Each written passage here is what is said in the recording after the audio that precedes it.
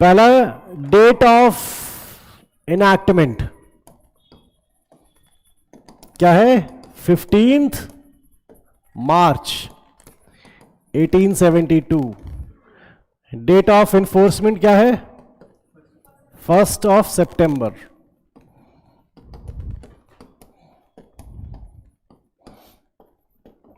1872। Chirag, not up to me. ठीक है। So देखो, एक्सटेंड की बात करें, it extends to the whole of India. ठीक है, होल ऑफ इंडिया पे जाएगा।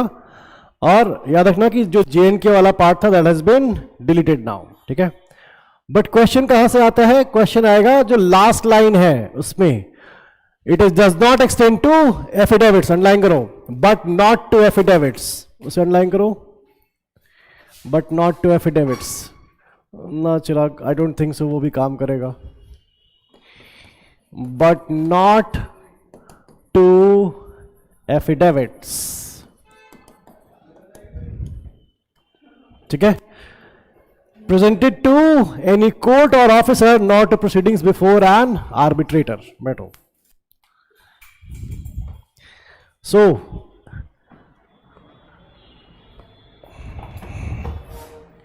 the Indian Evidence Act does not apply to affidavits.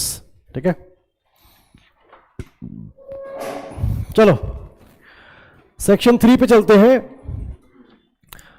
Court की डेफिनेशन में हम लोग किसे इंक्लूड नहीं करते? देखो क्या लिखा है, एक्सेप्ट आर्बिट्रेटर्स, अंडरलाइन करो उसे, except arbitrators. ठीक है, so in the definition of court we do not include arbitrators, वरना judges, magistrates and all persons legally authorized to take evidence are considered as court. ठीक है, अब देखो fact, what do you mean by a fact? Fact is a thing or state of things or relation of things capable of being perceived by the senses. ठीक है, अब देखो fact में, उसमें जो सेकंड पार्ट है, any mental condition of which any person is conscious. Fact को evidence act divide करता है दो पार्ट में, one is the physical fact और हाँ कम करा दो अभी, ठीक है इतने पे, okay, and the second one is psychological fact. किसने दी थी ये डिस्टिंक्शन? हाँ, बेंथम, राइट। तुमने एविडेंस पढ़ रखा है? ओके, ठीक है, ठीक, तो गुड, बहुत अच्छी बात है। हाँ, तुमसे मैं इसीलिए कह रहा था कि एग्जाम देते रहा करो और क्रैश कोर्स करते रहा करो, क्योंकि कई सारी चीजें जो आप वेट करके आप सब जब एविडेंस आएगा तब मुझे पता चलेगा, उससे पहले तुम्हें यही पता चल गया है।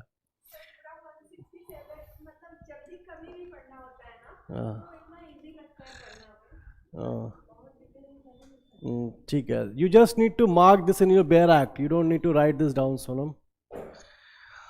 चलो ये याद रखना कि ये डिस्टिंक्शन बेंथम की है। और एक बात याद रखना कि एविडेंस एक्ट जो है फैक्ट को सिर्फ थिंग की तरह नहीं बात करता, याद रखना, an opinion is also deemed as a fact. Illustration D and E, mark करो, इलस्ट्रेशन D and E। क्या इलस्ट्रेशन D?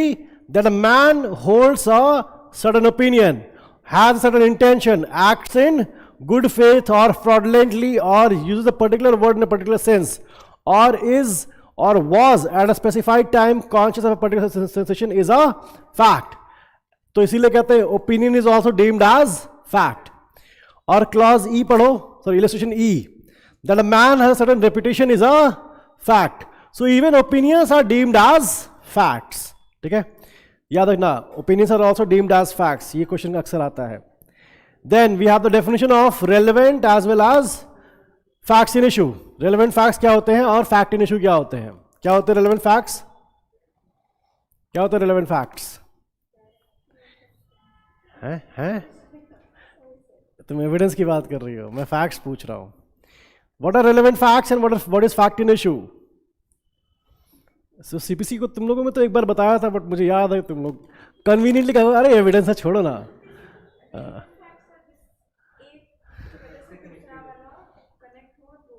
ठीक है, पहली बात रेलेवेंट फैक्ट्स कहां पर है? This is between section 6 to 55। In sections के बीच में जो भी फैक्ट फॉल करता है उसे हम लोग क्या बोलते हैं? रेलेवेंट फैक्ट बोलते हैं। ठीक है, हाँ, और याद रखना एक चीज, a fact cannot be relevant in isolation. A fact cannot be relevant in isolation, it has to be connected with other fact to be relevant. ठीक है, और वही डेफिनेशन जो देखोगे रेलेवेंट की, देखो मीनिंग दी हुई है। रेलेवेंट तो क्या लिखा है? One fact is said to be relevant to another. ठीक है, when the one is connected with the other, underline करो, when the one is connected with the other, यानी कि a fact cannot be relevant in isolation, it has to be relevant in connection with other facts in any of the ways referred to in the provisions of this act relating to the relevancy of facts, और वो है हमारा section 6 to 55। मैंने deliberately यहां पर 5 नहीं लिखा, actually जो चैप्टर है section 5 to 55, बट मैं यहां पर section 5 को हमेशा ओमिट कर देता हूं।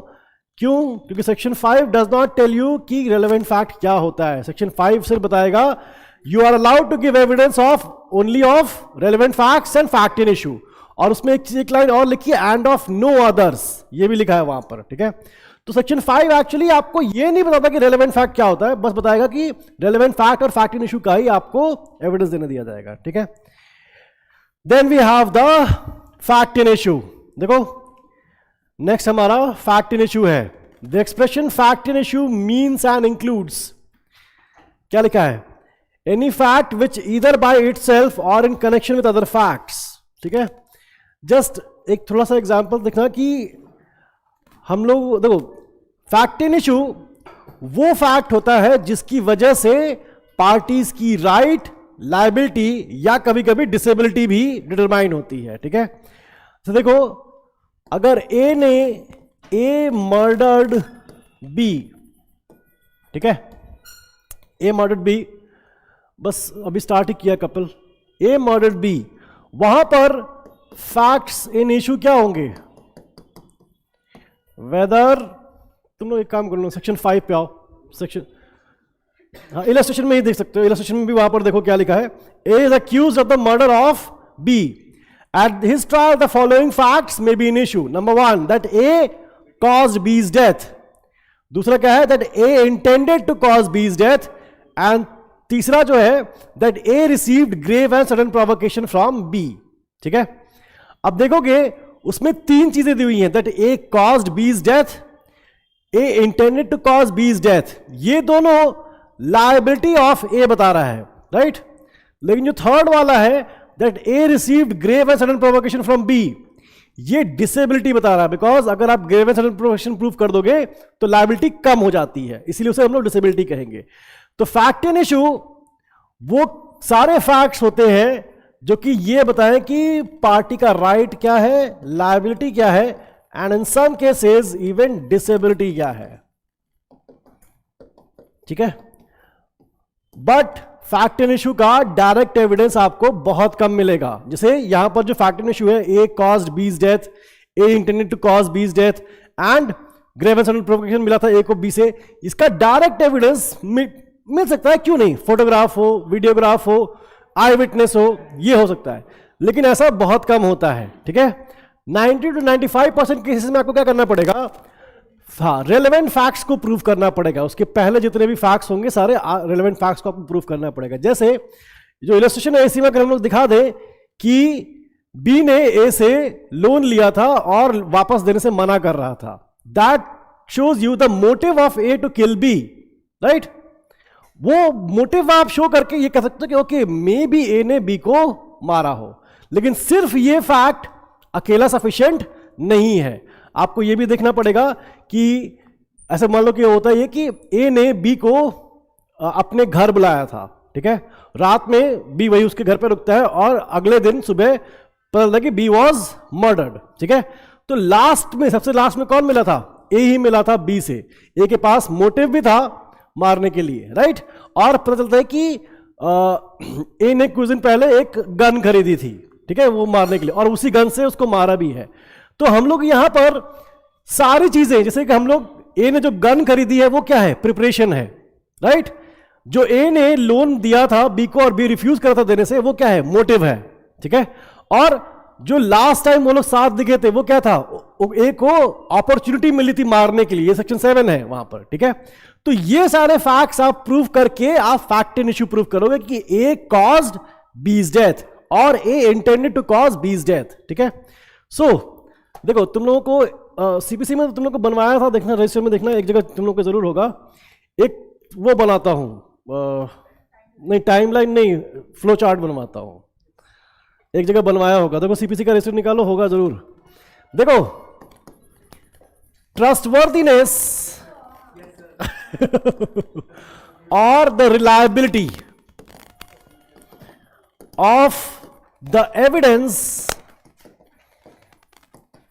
is going to establish the relevant facts, ठीक है। देखो मान लो कि कोई आई विटनेस है, just because there is eye witness इसका मतलब ये नहीं कि रेलेवेंट फैक्ट एस्टैब्लिश हो गया, उस आई विटनेस का ट्रस्टवर्दी या रिलायबल होना भी जरूरी है। तो सबसे इंपॉर्टेंट चीज क्या है, ट्रस्टवर्दी होना। अगर ट्रस्टवर्दी है या रिलायबल है तब हम लोग कहते हैं कि आई विटनेस जो ओरल स्टेटमेंट दे रहा है वो एस्टैब्लिश्ड है। वो आई विटनेस जो है एक पर्टिकुलर चीज का देगा, और आपको ऐसे ही कई सारी चीजों का देना पड़ेगा। जैसे अगर ए ने बी को लोन दिया था, जो हम लोग बात कर रहे हैं, अगर उनके बीच में कोई कॉन्ट्रैक्ट हुआ था, वो कॉन्ट्रैक्ट प्रूव करता है कि ए और बी के बीच में एक लोन ट्रांजैक्शन हुआ था। फिर किसी और को आप बुला के ये बता सकते हो कि ए ने बी से लोन डिमांड किया था, सपोज व्हाट्सएप के स्क्रीनशॉट से आपने दिखा दिया कि लोन डिमांड किया था, बी रिफ्यूज कर रहा था। वो सारे फैक्ट्स आप प्रूव करोगे टू शो एज मोटिव। अब वो मोटिव भी कैसे, व्हाट्सएप के स्क्रीनशॉट्स, इलेक्ट्रॉनिक डॉक्यूमेंट्स है, वो डॉक्यूमेंट्री एविडेंस है, ठीक है। जो कॉन्ट्रैक्ट जिससे लोन दिया गया था, again that is documentary evidence. तो वो धीरे देखो, वो एविडेंस दे करके आप क्या करना चाह रहे हो, एक रेलेवेंट फैक्ट को स्टैब्लिश करना चाहते हो। जहां से उसने गन परचेज की थी, उस पर्सन को हम लोग बुलाएंगे और पूछेंगे कि क्या इसने यही गन परचेज की थी, यस। फिर उस गन से जो बुलेट फायर्ड हुई थी उसका बैलिस्टिक्स का एक्सपर्ट की रिपोर्ट मांगेंगे कि जो बी को जो बुलेट लगी है क्या वो ए के गन से ही है या नहीं है, ठीक है।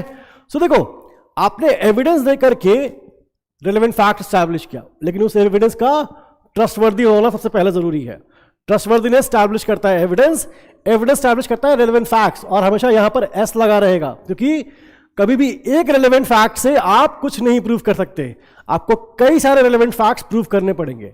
और सारे रिलेवेंट फैक्ट्स अगर आपने प्रूव कर दिया है तो आपका क्या प्रूव हो जाता है, फैक्ट इन इश्यू प्रूव हो जाता है कि ए intended to cause B's death. और फैक्ट इन इश्यू प्रूव कर दिया तो क्या प्रूव हो गया, राइट या लायबिलिटी या डिसेबिलिटी, ठीक है। अब याद आ रहा सीपीसी में बताया था नलायको, मैं अभी ज्यादा दिन हुआ भी नहीं है बता चुका। हाँ ये चीज ध्यान रखो, बिकॉज अगर ये चीज तुम्हारे ध्यान में है ना तो एविडेंस एक्ट को जैसे सेंस बनाते हैं ना, तो देखो एविडेंस एक्ट जब मैं अभी तो इवनिंग बैच में पढ़ा रहा हूं, वहां पर एविडेंस एक्ट को मैं सीपीसी की तरह नहीं पढ़ाता हूं। सीपीसी में हम लोग फर्स्ट में वो चार्ट बनाते हैं, यहां पर वो चार्ट नहीं बन सकता, believe me I have tried, और मेरे से नहीं हो पाया। बट हाँ फिर भी मैं ये जरूर बनवाता हूं कि देखो एविडेंस कितना ट्रस्टवर्दी है, उस पर डिपेंड करेगा कि एविडेंस स्टैब्लिश हुआ या नहीं। एविडेंस स्टैब्लिश हो गया तो रेलेवेंट फैक्ट स्टैब्लिश हो गया, रेलेवेंट फैक्ट स्टैब्लिश हो गया तो फैक्ट इन इश्यू, फिर हमें पता चल गया कि राइट, लायबिलिटी या डिसेबिलिटी क्या होती है, ठीक है। आई थिंक भूमिका has studied evidence from me, भूमिका याद होगा ये वाला, चलो right. So relevant fact and fact issue, relevant fact क्या होगा, देखो यहां पर एस लगा है, इसीलिए रेलेवेंट फैक्ट कभी भी एक नहीं होगा, it must be in connection with other facts. लेकिन फैक्ट इन इश्यू भी दोनों हो सकता है, या तो वो इधर बाय इटसेल्फ हो सकता है या फिर इन कनेक्शन विद अदर फैक्ट्स, दोनों हो सकता है। इसलिए फैक्ट इन इश्यू की डेफिनेशन में जाओ, क्या लिखा है, the expression facts in issue means and includes any fact from which, underline करो, ईदर बाय इटसेल्फ और in connection with other facts, दोनों होगा। क्या होगा, the existence, non existence, nature or extent of any right, liability or disability asserted or denied any suit or proceeding is necessary followed. ठीक है, याद रखना कि relevant fact and fact in issue जो है कभी भी से कंफ्यूज मत करना. फैक्ट इन इशू को डायरेक्टली प्रूव करना हो, eye witness, videograph, photograph, direct evidence, but ऐसा बहुत कम होगा, इसीलिए आपको रिलेवेंट फैक्ट्स प्रूव करने पड़ते हैं. ठीक है, राइट. अब देखो डॉक्यूमेंट की डेफिनेशन पे जाओ. डॉक्यूमेंट में हम लोग देखते हैं it is means any matter expressed और described upon any substance, letters, figures, marks और इन सबका कॉम्बिनेशन भी. लेकिन पर्पस क्या होता है, लास्ट में क्या लिखा है, for the purpose of recording that matter. Document जो है किस पर्पस से बनाया जाता है, फॉर रिकॉर्डिंग दैट मैटर. ठीक है, अब रिकॉर्डिंग का मतलब डॉक्यूमेंट हम लोग जनरली क्या सोचते हैं, कोई बुक हो या कुछ भी डॉक्यूमेंट, पेपर डॉक्यूमेंट हो. ठीक है, बट जरूरी नहीं है. ऑल्दो कि इलस्ट्रेशन सबसे पहले वाली पढ़ोगे तो क्या लिखा है, a writing is a document, which is true, but that does not mean कि हम लोग वहीं तक रुके रहेंगे. उसके बाद क्या लिखा है, वर्ड्स प्रिंटेड, लिथोग्राफ्ड और फोटोग्राफ्ड, अंडरलाइन करो, फोटोग्राफ्ड आर डॉक्यूमेंट्स. जितने लोग फोन में कर रहे हो करते रहो, लेकिन लिखते भी रहो, क्योंकि अब फोन में तो ऑनलाइन नहीं करोगे तो कम से कम लिखते रहो कि हाँ ये वाला पॉइंट फोकस करना है. अच्छा तुम्हारे पास वही है, ठीक है, चलो. राइट, अ मैप और a plan is a document. N inscription on a metal plate और स्टोन इज अ डॉक्यूमेंट. अगर मान लो कि यहां पर लेट्स से वैभव ने मुझे चाकू मार दिया. ठीक है, चाकू मार के ये भाग गया और मैंने अपने ब्लड से दीवार पे लिख दिया मुझे वैभव ने मारा है. ठीक है, बताओ वो जो मैंने दीवार पे लिखा है, is that a document? That is a document. हाँ, बहुत ज्यादा है, डाइंग नेक्लेसिंग जरा यूज कर सकते हैं. ठीक है, मैं कह रहा हूं कि मैंने अपने ब्लड से, फिंगर से दीवार पे लिखा है, लेकिन according to the evidence act it is a document. ठीक है, लास्ट है a caricature is a document. A caricature का मतलब क्या है, काइंड ऑफ पेंटिंग. नहीं, caricature is kind of a painting. Right right, हाँ, काइंड ऑफ अ पेंटिंग. ओए, मैं कैरिकेचर लिखना था. राइट, देखो कैरिकेचर क्या होता है, it's kind of a painting. देखो, राइट, चलो. राइट, सो सारे याद रखना. Now next thing, this I asked in the, एक लड़का नहीं लड़की थी, पंजाब का इंटरव्यू दे रही थी, उससे मैंने पूछा कि is evidence defined in the evidence act, कहती है नहीं सर, और एविडेंस उसका फेवरेट सब्जेक्ट था. मैं कहा ओके ठीक है. खैर, एविडेंस, हाँ, लाइक आकांक्षा भी देखा हम लोगों ने, very similar to a painting. याद रखना, caricature is very similar to a painting. Right, evidence, कितने तरह के एविडेंस होते हैं? डॉक्यूमेंट के केस में नलाक, डॉक्यूमेंट के केस में प्राइमरी सेकेंडरी होंगे. एविडेंस कितने तरह के होते हैं? ओरल और रिटन नहीं, ओरल और डॉक्यूमेंट्री. तो डॉक्यूमेंट्री के अंदर ही आ गया, oral and documentary. Right, two. वो तो रेलेवेंट फैक्ट्स को एस्टैब्लिश करने के लिए circumstantial, that may be oral और दैट मे बी डॉक्यूमेंट्री, यही दो होंगे. Right, wrong. There can be a third one, hearsay भी ओरल होगा.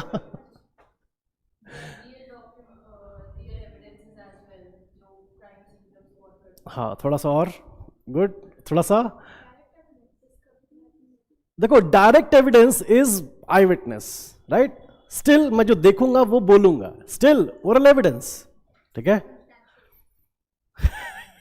रेलेवेंट फैक्ट्स को स्टैब्लिश करना ही सर्कमस्टेंशियल एविडेंस होता है. ठीक है, नहीं उसका कहना बिल्कुल सही था. तुम्हारा नाम क्या है? दिशा. ओके,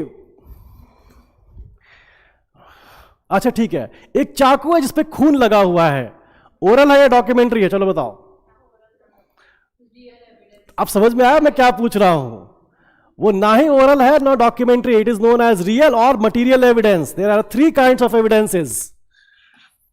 एविडेंसेस को हम लोग 3 पार्ट्स में डिवाइड करते हैं।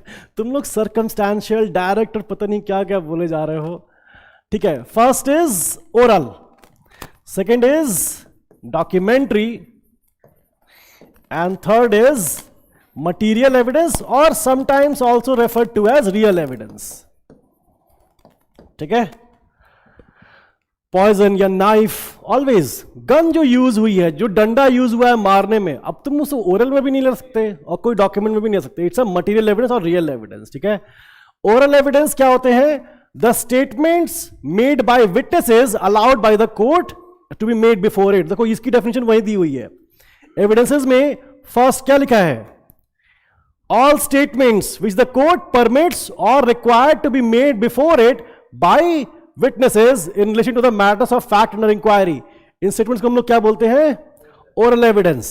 ठीक है, सो स्टेटमेंट्स बाय विटनेसेस। तो तुम लोगों का एक्चुअली मुझे लग रहा है ना कि यहां पर 2-4 लोग ही हैं जिनका एविडेंस हुआ है, इसीलिए तुम लोग अभी गड़बड़ कर रहे हो। वेल सीपीसी इतना हो गया, उसमें कौन सा बहुत सही कर लेते हो तुम लोग। नहीं, क्योंकि ये क्वेश्चन इतना कॉम्प्लिकेटेड होना नहीं चाहिए था। ये क्वेश्चन एक बार में इसका आंसर आना चाहिए था कि सर 3 होते हैं। एविडेंस की डेफिनेशन के अकॉर्डिंग 2 ही, लेकिन तीसरा भी है। डॉक्यूमेंट्री, अगेन ये क्या है? देखो उसमें all documents including electronic records. ठीक है, documentary evidence is all documents including electronic. और ये कहां पर है दिशा? बताओ ये मटेरियल एविडेंस कहां पर है? सेक्शन 60 का second proviso. Go to section 60 proviso 2। Proviso 2 जाओ एक बार देखो तो जरा। Section 60 second proviso.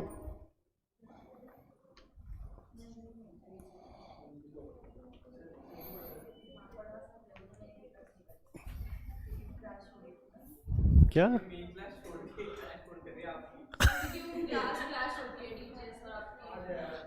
कौन सी? तो दोनों एविडेंस तो मैं ही पढ़ा रहा हूं, वहां भी मैं ही पढ़ाऊंगा।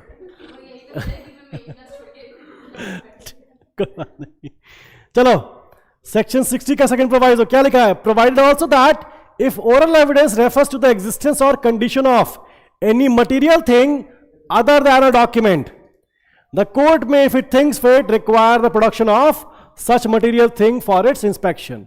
तो वो मटेरियल थिंग को ही हम लोग मटेरियल एविडेंस कहते हैं। ठीक है, अब आगे से कभी मत बोलना कि सिर्फ 2 होंगे, ओरल, डॉक्यूमेंट्री और सर्कमस्टेंशियल, डायरेक्ट वहां भी मत जाना। तीसरा क्या है? मटेरियल एविडेंस है। ठीक है, चलो come back to section 3। Evidence की डेफिनेशन के बाद अब हम लोग को देखना है वहां पर किसकी डेफिनेशन? किसकी? Proved, disproved and not proved. Proved का मतलब क्या होता है?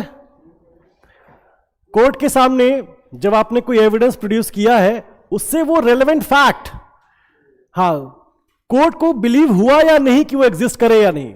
अगर कोर्ट को बिलीव हो गया कि ये एग्जिस्ट करता है, तब हम लोग कहते हैं प्रूव्ड। ठीक है, अगर कोर्ट को आपने एविडेंस दे करके डिसप्रूव कर सकते, या फिर आपने मान लो अर्जुन सिंह तंवर, अब याद आया है मटेरियल थिंग, नलायक हो, राइट। हाँ, अगर आपने एक फैक्ट को जो कि पहले से प्रूव्ड था और आपने एविडेंस दे करके उसे रिवर्स कर दिया, आपने उसे डिसप्रूव कर दिया है, अब कोर्ट सोचते कि नहीं ऐसा नहीं हुआ था, उसको हम लोग कहते हैं डिसप्रूव्ड। एविडेंस दे करके कोई फैक्ट कोर्ट के सामने स्टैब्लिश करना, दैट इज प्रूव्ड। एविडेंस दे करके एक प्रूव्ड फैक्ट को स्टैब्लिश करना, ये कि ऐसा नहीं हुआ था, that is disproved. And then there is a third one, not proved. Not proved में क्या लिखा है? नीदर प्रूव्ड नॉट डिसप्रूव्ड, ये लिखा है। देखो बेराक में देखो सेम लाइन है, लेकिन देखो इतना इजी नहीं होता। ठीक है, अभी आई थिंक कौन आया था मेरे पास? तुम ही आई थी, राइट। नॉट प्रूव्ड का मतलब होता है कि you presented the fact, you gave the evidence, but that evidence was untrustworthy. ठीक है, आपने ट्राई किया, कोर्ट ये नहीं कह रही है कि आप झूठ बोल रहे हो या गलत बोल रहे हो, कोर्ट कह रही है कि मुझे भरोसा नहीं है आपके ऊपर। याद रखना, वहां पर आप फॉर श्योर ये भी नहीं कह सकते कि ये ट्रूथ है या फॉल्स है, दोनों में से कुछ भी नहीं होगा।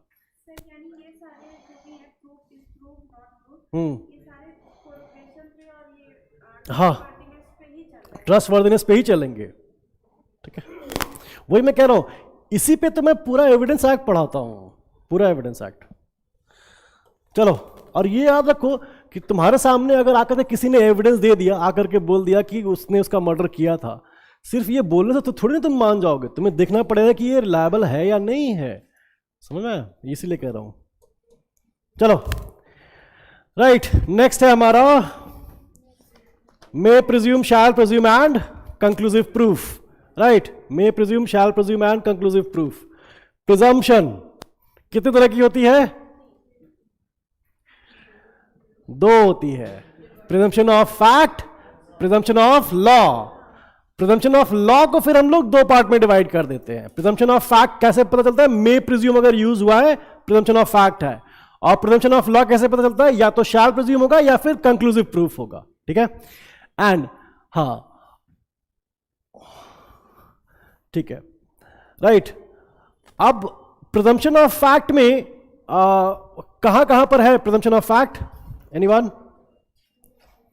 तुम लोग को लिखवा, अरे चलो एक काम करो, लिख लो इसे, प्रिजम्पशन ऑफ फैक्ट कहां कहां पर है। 7 उधर देखो, पहला मे प्रिज्यूम वाला है section 114, this is the residuary one but very important. Then section 86 to 88 है या 89 है, एक मिनट मन्नत, 86 टू 88 है, एंड देन 90, ठीक है। ये सारे कौन से हैं? मे प्रिज्यूम में फॉल करते हैं। एमपी लिख रहा हूं, मे प्रिज्यूम। देन हमारे शैल प्रिज्यूम होते हैं, एसपी लिख रहा हूं इसे। इसमें हमारा आता है 79 टू 85, देन 91, आई थिंक एक और है 113 है, 105 है, 105 और भी आएंगे, याद रखना, ये नहीं कहना कि यही है, मैं कुछ एग्जांपल्स करा रहा हूं तुम लोगों को बस। बट सबसे ज्यादा क्वेश्चंस कहां से आते हैं? कंक्लूसिव प्रूफ से, एंड ये तीन ही जगह पर है। कहां पर है? वेरी गुड अभिनव। अभिनव तुम वही हो? अभिनव, ये कौन सा अभिनव है जो पीयूष के साथ रहता था? अभिनव वही है? अभिनव वही हो या कोई दूसरा है? पीयूष और सतीश के साथ जो रहते थे वही हो या कोई और? जल्दी बताओ। नलायक, मैं किसी के साथ नहीं रहता। अच्छा ठीक है, बहुत अच्छी बात है, ठीक है। अरे दिल पे नहीं लेना का, बस मैं पूछ रहा था कि क्या तुम वही अभिनव या दूसरे हो, और कोई रेफरेंस नहीं था मेरे पास, ठीक है, राइट। सो हाँ, ओ वेरी गुड। चलो, सीपीसी में कहाँ है कंक्लूसिव प्रूफ? जिनका सीपीसी हुआ है बताओ। नालायको, पता था मुझे। एविडेंस का क्या पूछ रहे हो? जो पढ़ाया हुआ सीपीसी है वहां से नहीं बता रहे हो। फॉरेन जजमेंट में आता है सेक्शन 44A में कंक्लूसिव प्रूफ एक जगह।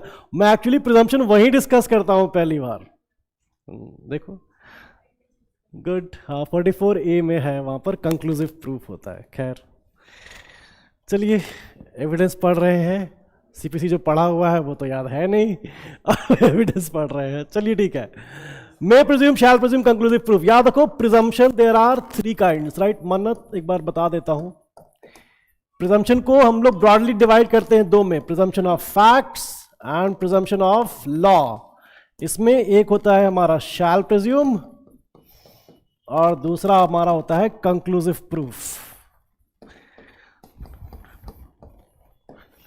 ठीक है। प्रिजम्पशन ऑफ फैक्ट्स ये बाय मे प्रिज्यूम, ठीक है। नहीं, तुम लोग का चिराग, तुम लोग को तो नहीं बोला था, यहाँ जो ये सब नालायक बैठे हैं इनसे बोल रहा हूँ। तुम्हारा सीपीसी कहाँ हुआ है अभी? सुधांशु तुम्हारा हुआ है? हाँ देखो, वो भी छुप रहा था कि सर मुझे ना देख लें कहीं। तुम भी मिर्जापुर से हो ना? हाँ गुड। देखो मिल गया, बबलू गुड्डू मिल गए, ये देख रहे हो, मिर्जापुर से। मिर्जापुर से लेकिन फरीदाबाद वाला, ओके, मतलब हाइब्रिड है ऐसा कुछ। आधा मिर्जापुर आधा फरीदाबाद। नहीं, ऐसे मेरा भी वही हाल है। मैं जौनपुर से हूँ, लेकिन मैं कभी जौनपुर रहा नहीं हूँ। ब्रॉट अप इन बिहार, उसके बाद कॉलेज से लेकर के सब कुछ दिल्ली में, तो मेरा तो ट्राइब्रिड कहो ऐसे। झारखंड 2 साल रहा हूँ वहाँ धनबाद, लेकिन उसी साल बिहार झारखंड सेपरेट हो गया था तो हम लोग बिहार चले आए। नहीं, स्कूल मेरा पूरा बिहार पीरा है, college Noida Amity and then, अच्छा एमिटी थे तुम भी? मैंने जब क्लास में पूछा कि एमिटी से कौन है तो तुमने बोला कि मैं एमिटी से ही हूँ, एमिटी लॉ स्कूल नोएडा मेरा। तो तुम लोग प्रोबेबली उनसे मिले होगे, क्या नाम है उनका? अरे उनको बहुत, अरे क्या नाम था? शेफाली, हाँ शेफाली रायज़दा। ओ अभी भी है क्या वो? और जाने दो, नहीं वो असम की नहीं है, वो जे.एंड.के की है। शेफाली रायज़दा आई थिंक जे.एंड.के की है, अब पता नहीं, मुझे याद नहीं। वो अभी सुना मैंने डेप्यूटी डायरेक्टर वगैरह बन गई हैं कुछ, नहीं? उनकी इंग्लिश भाई साहब कसम, मैं सच में कभी कभी सोचता। Okay okay, a very good teacher, काफी इंस्पायरिंग। चलिए आगे बढ़ते हैं। चलो मैं भूल गया था, मैं कॉलेज में पहुंच गया था थोड़ी देर के लिए। चलो let's start with section 5। Okay देखो,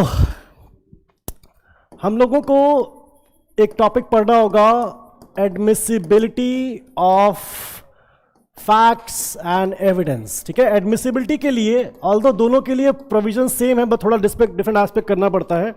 हम लोग स्टार्ट करते हैं सेक्शन 5 से। सेक्शन 5 बताता है एविडेंस आप किसका दोगे? Only of relevant facts and fact in issue, और वहां पर क्लियरली लिखा है एंड ऑफ नो अदर्स, लिखा है लास्ट लाइन में देखोगे, लिखा ऑफ नो अदर्स।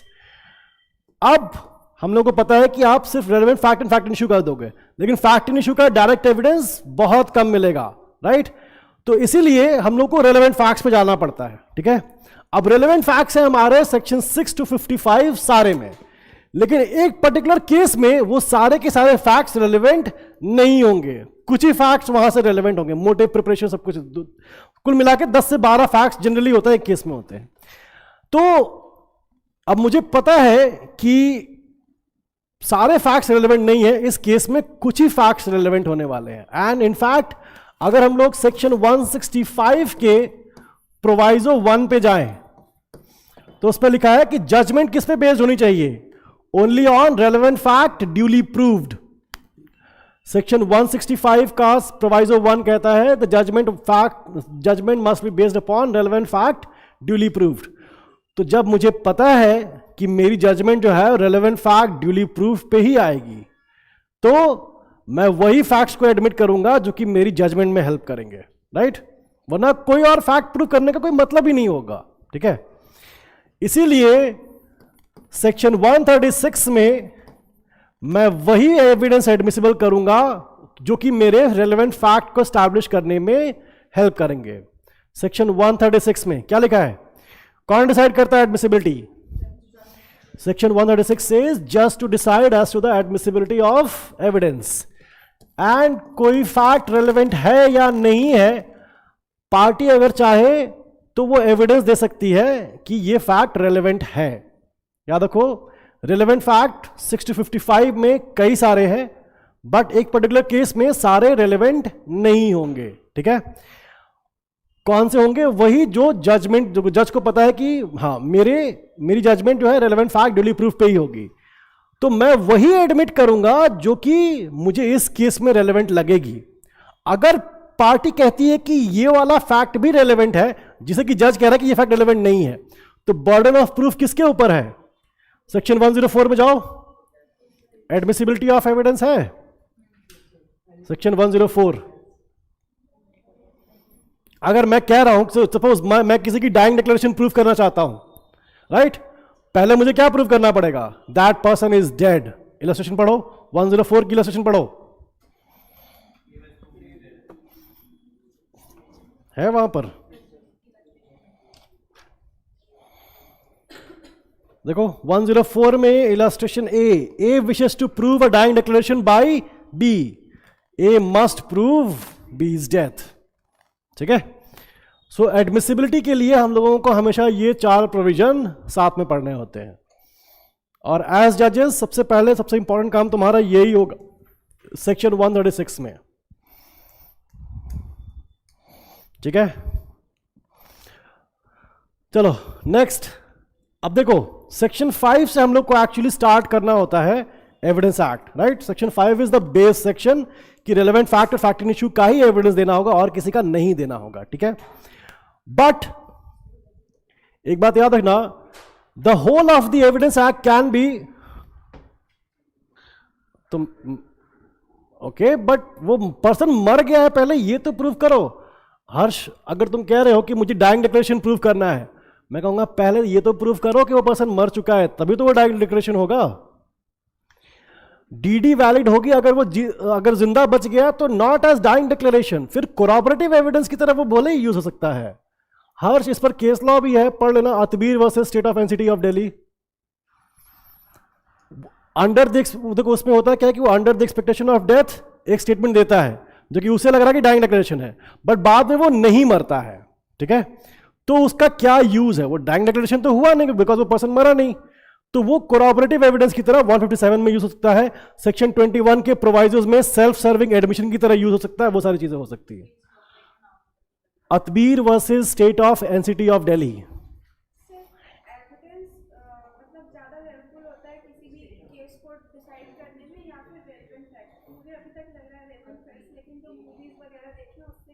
मूवी, तुम यहाँ मूवी बताओ मुझे, है ना।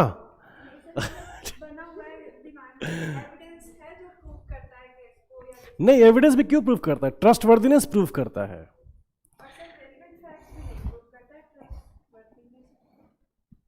नहीं बेटा, ऐसे इसको बाइफरकेट मत कर दो, वो चेन याद रखो, ये चेन हमेशा होगी।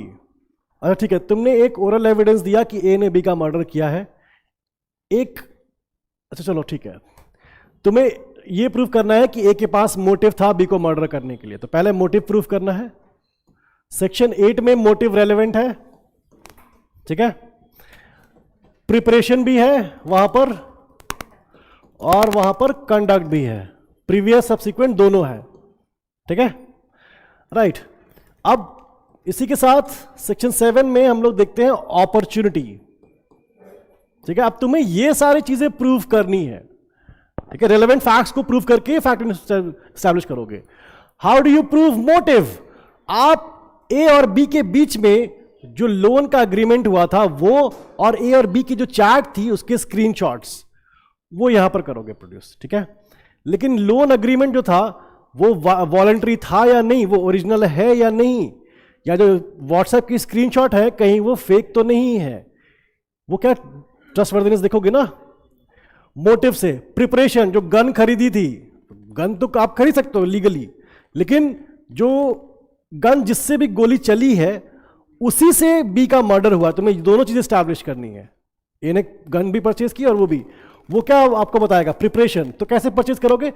ए ने जो गन परचेज की है, जिससे भी परचेज की होगी उसे बुलाया जाएगा, उसे डॉक्यूमेंट देखे जाएंगे और ओरल उससे वो लोगे, ओरल लोगे एविडेंस उससे। और जो गन एक्सपर्ट होता है, जो बैलिस्टिक एक्सपर्ट जिसे कहते हैं, उसकी भी रिपोर्ट, हाँ, कि इसी गन से ही फायर हुई थी। फिंगरप्रिंट एक्सपर्ट भी कि वो गन उस वक्त ए के हाथ में ही थी, वो जब गन चली है। गन लेने से प्रूव करेंगे उसकी प्रिपरेशन और जो बैलिस्टिक रिपोर्ट होगी उससे प्रूव करेंगे उसका ट्रस्टवर्दीनेस। नहीं सर, मुझे यही नहीं समझ में आता है सारे एविडेंस में कि किससे। अच्छा ठीक है, मैं तुमसे बोलता हूं कि वैभव ने विपुल को मार दिया था, मेरी बात पे तुम भरोसा कर लोगी? वही तो है ट्रस्टवर्दीनेस। मैं ओरल एविडेंस दे रहा हूं लेकिन तुम ट्रस्टवर्दी नहीं, और मैं अगर हंसते हुए बोल रहा हूं तब तो तुम बिल्कुल नहीं करोगी। कैसे करोगी? जब मैं सीरियस होकर के बोलूं और मान सके बोले कि हाँ हाँ सर सही कह रहे हैं, मैंने भी देखा था, तब ट्रस्टवर्दीनेस स्टैब्लिश होती है। ओरल और डॉक्यूमेंट्री एविडेंस का जब तक ट्रस्टवर्दी नहीं होगा, सिर्फ इनका बोलना सफिशिएंट नहीं है, ट्रस्टवर्दी होना भी सफिशिएंट है।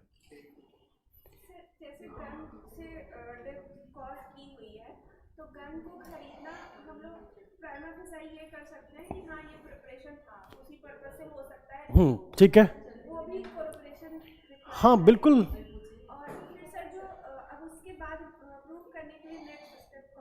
नेक्स्ट स्टेप होगा कि क्या उस गन से गोली चली थी या नहीं चली थी।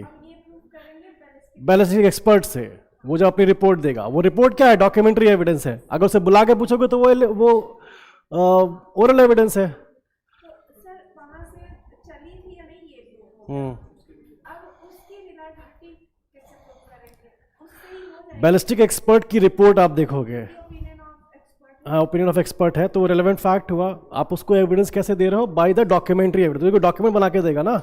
अगर डॉक्यूमेंट पे भरोसा नहीं है तो उसको बुलाओ और उससे क्वेश्चन करो कि आपने ये डिसीजन क्यों दिए। नहीं वही चीज नहीं, उसे एक्चुअली यहां और यहां का कनेक्शन नहीं उससे हो पा रहा है। मैं ये कह रहा हूं कि जो भी आपके सामने एविडेंस दिया जाएगा आप हमेशा उसे सस्पिशन से देखो कि ये नहीं हुआ होगा, अनलेस कि आपको ट्रस्टवर्दी ना लगे। मेरा सिर्फ बोलना सफिशिएंट नहीं है, मुझे उसके लिए भरोसे वाला भी होना चाहिए मेरा बोलना। नहीं 100% तो सिर्फ आई विटनेस या डायरेक्ट एविडेंस में भी होगा। ओके देखो, क्रिमिनल लॉ में as a rule of thumb 90 to 95% sure हो गए अगर आप सर्कमस्टेंशियल एविडेंस देखोगे तो, क्योंकि रिलेवेंट फैक्ट सर्कमस्टेंशियल एविडेंस ही देते हैं। ठीक है, सिविल में ऐसा नहीं होगा। सिविल में even if it is 51% judgment आपके फेवर में आ सकती है। क्रिमिनल में 90-95% होना चाहिए श्योर। 100% श्योर हो सकते हो अगर मान लो कि कुछ भी नहीं है, लेट्स से यहां पर मैं और विपुल ही है और वो कैमरा लगा हुआ है और विपुल मुझे यहां मर्डर कर देता है, मुझे कुछ भी प्रूव करने की जरूरत नहीं है, ना मुझे इंटेंशन प्रूव करने की जरूरत है, ना प्रिपरेशन, ना मोटिव, कुछ नहीं। ठीक है, वो 100% है। लेकिन वो बहुत कम होता है कि कैमरा लेकर के चलो मर्डर करते हैं, ऐसा नहीं होता है। अक्सर क्राइम जो है वो उसमें होगा, सॉलिट्यूड में होगा, सेपरेशन में होगा, जहां कोई ना देख रहा हो अक्सर। ठीक है, इसीलिए ठीक है, तो आपको स्टोरी कंस्ट्रक्ट करनी पड़ती है और वो स्टोरी कंस्ट्रक्ट करने का ही वो तरीका बता रहा था। अच्छा चलो ठीक है, right, the whole of the Indian Evidence Act, coming back to the topic, हम लोग पूरे इंडियन एविडेंस एक्ट को 3 पार्ट में डिवाइड करके पढ़ सकते हैं। कौन कौन से 3 पार्ट है? ऐसा तो फिर 17 पार्ट है, फिर तो कितने जाओगी? सॉरी, हाँ चैप्टर है, पार्ट 3 नहीं। आप ऐसे करो, 3 पार्ट में डिवाइड करो। कौन सा? हाँ अर्जुन बताओ। अर्जुन अभी एविडेंस पढ़ रहा है ना मेरे से इवनिंग में। अभिनव, ओके, सबसे पहला है व्हाट विल यू प्रूव। ठीक है, second is how will you prove it,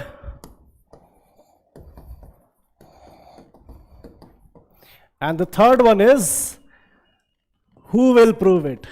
okay, हाँ भूमिका तुम कहां थी अब तक? तुमने तो पढ़ा है मेरे से एविडेंस, क्या प्रूव करना है, कैसे प्रूव करना है और कौन प्रूव करता है। यही है एविडेंस एक्ट पूरा का पूरा। क्या प्रूव करना है? रेलेवेंट फैक्ट्स प्रूव करना है, सेक्शन 5 to 55 तक। ठीक है, अब ये भी याद रखना कि आपको हर चीज नहीं प्रूव करनी होती, याद रखना हर चीज नहीं प्रूव करनी होती। ओके देखो, दिस इज सेक्शन 5 to 55, वो चैप्टर है, बट सेक्शन 5 हम लोगों ने देखा कि रेलेवेंट फैक्ट एक्चुअली नहीं होता वहां पर, इसीलिए मैं 6 to 55 लिखता हूं। अब ये सारे फैक्ट्स हैं जो कि आपको प्रूव करने हैं, all of them are known as relevant facts. ठीक है, लेकिन याद रखना कि आपको हर चीज कोर्ट के सामने नहीं प्रूव करनी। जैसे उस दिन अगर मान लो बोलता हूं कि उस दिन 2 अक्टूबर था, एक नेशनल हॉलिडे है, इसलिए मेरे ऑफिस की छुट्टी थी, मुझे ये चीज प्रूव नहीं करनी, क्योंकि section 56, 57, 58 facts judicially noticeable need not be proved. Section 56, 57, 58 याद रखना, हर चीज आपको प्रूव करने की जरूरत नहीं है। ठीक है, आप लोग बेयर एक्ट में देखते भी रहिएगा, सर भी गलतियां करते हैं इसीलिए बोल रहा हूं। ठीक है, एकदम ही ब्लाइंड फेथ मत कर लेना। लेकिन रेलेवेंट फैक्ट्स में भी हर चीज प्रूव करना अलाउड नहीं है। Confession to a police officer not allowed to be prove, section 25 पढ़ो। सेक्शन 25 फॉल तो करेगा रेलेवेंट एक्ट में, बट क्या लिखा है, याद रखना, उसे कहीं इररिलेवेंट नहीं बोला गया, कहीं इररिलेवेंट नहीं बोला गया। सेक्शन 25 में बस बोलता है not allowed to be proved, inadmissible होगा, not allowed to be proved. तो इट्स मतलब वो लॉजिकल रेफरेंस इन्फ्रेंस लेते हैं हम लोग, बट ऐसा लिखा नहीं है कहीं कि वो इररिलेवेंट है या इनएडमिसिबल है। बस क्या लिखा है, वो फॉल तो करता है व्हाट विल यू प्रूव वाले में, बट स्टिल बोला जाता है कि आप ये चीज प्रूव नहीं कर सकते। ठीक है, 25, 26, इनफैक्ट सेक्शन 121 से 131, मैं इसी वाले को कंटिन्यू कर रहा हूं नीचे, सेक्शन 121 से लेकर के 131 क्या है, ये सारे के सारे प्रिविलेज्ड कम्युनिकेशंस हैं। प्रिविलेज्ड कम्युनिकेशंस भी not allowed to be proved. देखो ये मत समझना कि वो इररेलेवेंट है, ये बहुत बड़ा मिसकॉन्सेप्शन रहता है हमारे मन में। ठीक है, अच्छा तुमने तो कुछ इवनिंग में बैचेस में क्लास की है ना, नहीं की है? कौन सी? उसमें तो पूरा सिलेबस ही डिस्कस किया होगा। तो रिकॉर्डिंग देखोगी? अच्छा ठीक है, क्योंकि उसमें मैंने मतलब फर्स्ट लेक्चर तो सिलेबस डिस्कस होता है, सेकंड में यही डिस्कस होता है। ठीक है,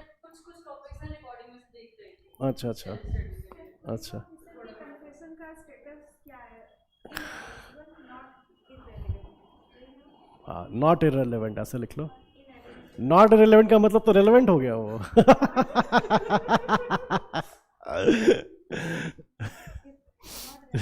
नॉट रेलेवेंट। ठीक है, देखो ऐसा कहीं नहीं लिखा है कि वो रेलेवेंट होगा इररिलेवेंट होगा, वो हम लोग कहते हैं not allowed to be proved. ठीक है, इनएडमिसिबल कह सकते हैं वो इन्फ्रेंस लेके। क्यों नहीं है? क्यों, किसने कहा नहीं है? प्रूव करना है। अच्छा, मरते हुए आदमी ने यही बात बोली होगी, ये कैसे कोर्ट मान ली होगी? मरता हुआ आदमी झूठ नहीं बोलता, लेकिन उसने बोला क्या है ये तो कोर्ट को सुनना होगा ना, तो वो चीज तो आपको प्रूव करनी पड़ेगी ना।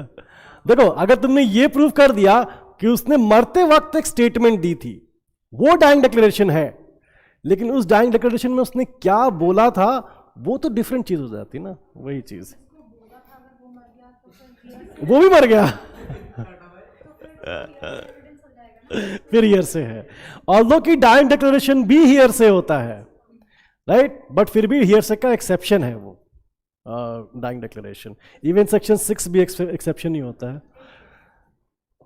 हाँ, रेस जस्टे, चलो रेस जस्टे का अभी पता है, res gestae is part of same transaction. जब फैक्ट एंड इश्यू हो रहा हो उस टाइम पर जो बोला गया या कहा गया है वो सब रेलेवेंट होता है। इवनिंग बैच में एक स्टूडेंट है ना सतीश, तुम तो थे ना शायद क्लास में, नहीं थे? वो उसको मैं एग्जाम्पल दे रहा था ना, कुछ ऑनलाइन स्टूडेंट्स कंफ्यूज हो रहे थे कि सर रजिस्टर क्लियर नहीं हो रहा है। तो मैंने कहा अच्छा चलो मान लेते हैं कि सतीश मेरे से अभी एविडेंस पढ़ रहा है, बट कुछ दिन बाद मुझे पता चलता है कि वो किसी और से एविडेंस पढ़ रहा है, और मुझे आता है गुस्सा, मैं सतीश को पकड़ता हूँ और उसे मारना स्टार्ट करता हूँ। मार रहा हूँ, ये तो फैक्ट एंड इश्यू है, कॉजिंग हर्ट, राइट, और मारते मारते बोल रहा हूँ गद्दारी कर बे, गद्दारी कर बे।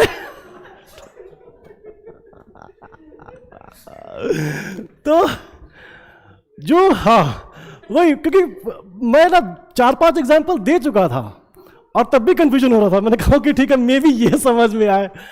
हाँ, तो मेरा हर्ट करना that is fact and issue, और मारते मारते जो मैं बोल रहा हूं that is res gestae, forming part of the same transaction. ठीक है, चलो अर्जुन था क्लास में, सतीश का राइट, चलो right, what will you prove. So इसमें हमारा प्रिविलेज कम्युनिकेशन भी आता है, इसे communication between advocate and client, husband and wife, कई सारी वहां पर प्रोटेक्टेड होती है। ठीक है, सो वो भी इररेलेवेंट नहीं होती, but they are not allowed to be proved. ठीक है, तो एविडेंस का पहला पार्ट हम लोग को क्या पढ़ना चाहिए कि क्या प्रूव करने दिया जाएगा। ठीक है, दूसरा होता है how will you prove it. ठीक है, और यहीं पर हमारा काम आता है टाइप्स ऑफ एविडेंस। वहां पर ओरल हो सकता है, डॉक्यूमेंट्री हो सकता है, एंड मटेरियल एविडेंस हो सकता है। ठीक है, right, oral evidence, this is section 59, and then documentary evidence, this is नहीं, एक्चुअली 59 ही है। 59 क्या कहता है?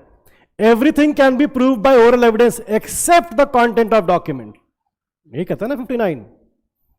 देखो तो मैंने तो आज तक यही पढ़ाया है, अब देखो क्या लिखा है वहां पर। बाकी सब कुछ हो सकता है ओरल एविडेंस से proved except the content of documents. Clear है? राइट। तो एक्चुअली डॉक्यूमेंट के लिए भी सेक्शन 59 ही है अगर देखोगे तो, ठीक है। अब 59 जो है it has to be read with section 91, 92 and 99, मतलब 92 से लेकर 99 तक, क्योंकि 91 गो to section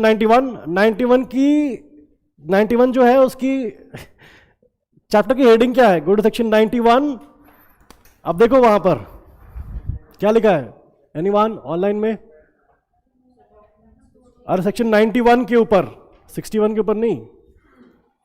of the exclusion of oral by documentary evidence. तो ऐसी कई जगह है जहां पर कि ओरल एविडेंस अलाउड नहीं होता, only documentary evidence is allowed. तो section 59 is a counterpart of section 91, ऐसे समझो, ठीक है। इसीलिए 59 को ही लेकर के हम लोग 91 में चले जाते हैं। अब 91 से लेकर के 92, 99 ये सब क्या कहते हैं? डॉक्यूमेंट के लिए डॉक्यूमेंट होना चाहिए। सिंपल है, डॉक्यूमेंट के कंटेंट्स को आप कैसे प्रूफ करोगे? बाय डॉक्यूमेंट्स, ठीक है। ओरल जो है कहीं कहीं अलाउड है बट ओवरऑल अलाउड नहीं होता, लेकिन डॉक्यूमेंट के लिए डॉक्यूमेंट है, राइट। लेकिन कौन से डॉक्यूमेंट, कैसे डॉक्यूमेंट होना चाहिए? अब वहां पर हम लोग को वापस आना पड़ता है सेक्शन 61, 62 पे, प्राइमरी और सेकेंडरी एविडेंस। अगर डॉक्यूमेंट इटसेल्फ है, हमको डॉक्यूमेंट के कंटेंट्स प्रूव करने हैं ना, तो हम डॉक्यूमेंट ही ला करके दे देते हैं आपको, ठीक है। वो हो गया प्राइमरी एविडेंस। अगर डॉक्यूमेंट नहीं है, उसकी कॉपी है, दैट्स सेकेंडरी एविडेंस, ठीक है। सो इसी में आगे लिखना डॉक्यूमेंट्री वाले में section 61 to 65, right. Best evidence का rule, best evidence is oral evidence must be direct, और जो डॉक्यूमेंट है प्राइमरी एविडेंस या सेकेंडरी एविडेंस होना चाहिए। यही है best evidence rule. Read with section 165 first para. ये लिखना है क्या? अगर लिखना हो तो लिख लो। रूल ऑफ बेस्ट एविडेंस क्या होता है? Rule of best evidence is section 59, oral evidence must be direct.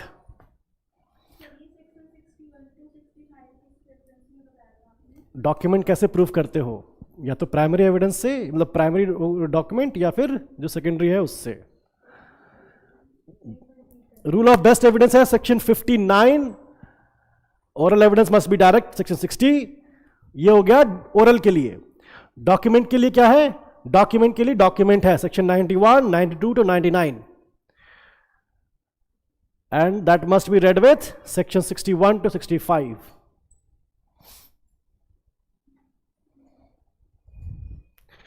Right, next देखो, अब हम लोग ओरल एविडेंस में कहते हैं 59 के बाद एक्चुअली 60 आता है। 60 बोलेगा oral evidence must be direct.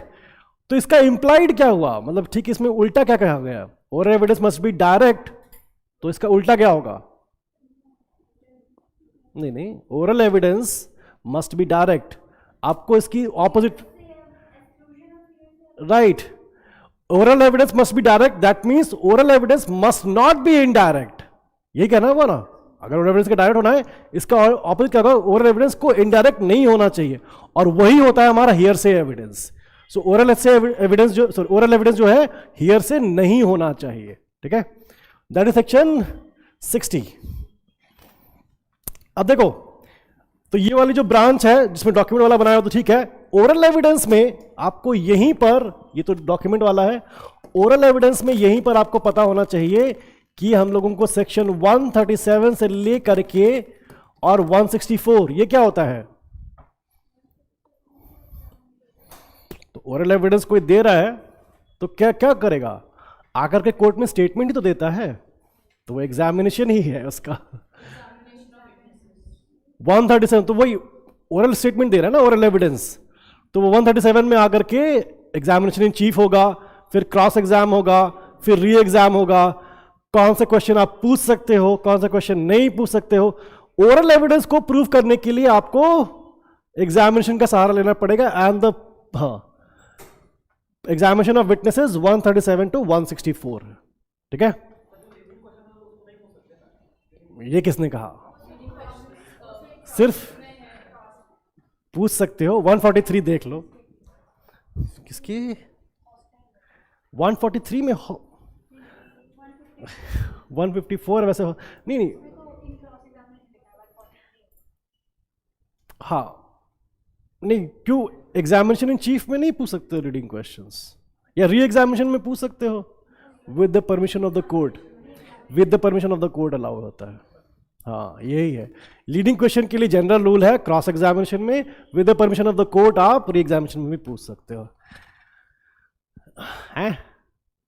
Okay Kapil, ये स्टेटमेंट को अगर मैं एक्सप्लेन करने जाऊंगा ना तो मैं आधा घंटा लगा दूंगा, इसलिए नहीं एक्सप्लेन नहीं कर रहा हूं मैं उसे। तो क्वेश्चन है कि सर एग्जामिनेशन इन चीफ में ओनली एविडेंस प्रूफ करने होते हैं ना? नहीं, बहुत लंबा हो जाएगा। हियर से रूल नहीं, res gestae is an exception to hearsay. Akanksha वो स्टेटमेंट फ्लिप करो अपनी। Res gestae is an exception to hearsay, ठीक है राइट। सो 137 to 164 जो हमारा ओरल एविडेंस पे बेस्ड होगा।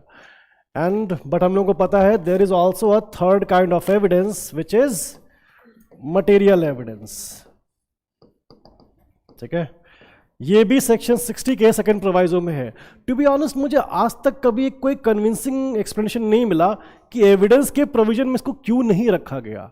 बिकॉज वो जो लैंग्वेज वहां पढ़ोगे ना, लैंग्वेज एकदम क्लियरली बोलेगा कि जो एविडेंस की जो डेफिनेशन दी हुई है ना ओरल एविडेंस की और या फिर डॉक्यूमेंट्री एविडेंस की, बहुत सिमिलर लैंग्वेज है यहाँ पर कि कोर्ट के इंस्पेक्शन के लिए जो चीज़ें प्रोड्यूस की जा सके, से कोर्ट के सामने जो स्टेटमेंट दिया सके या कोर्ट के सामने जो डॉक्यूमेंट दिया सके, देखो बहुत सिमिलर है उससे, लेकिन पता नहीं क्यों एकदम ही सेपरेट रखा गया। इनफैक्ट टू द पॉइंट कि कई बार तो लोग ध्यान भी नहीं देते सेक्शन 60 के सेकंड प्रोवाइजो पे, ठीक है। मटेरियल एविडेंस सेक्शन 60 का सेकंड प्रोवाइजो, राइट। पहला हो गया क्या प्रूफ करना है, कौन प्रूफ करेगा, सॉरी कैसे प्रूफ करोगे। अब हमारा है कौन प्रूफ करेगा। This is essentially burden of proof, ठीक है राइट, बर्डन ऑफ प्रूफ। और इसके लिए देखो हाँ 101 to 114A है।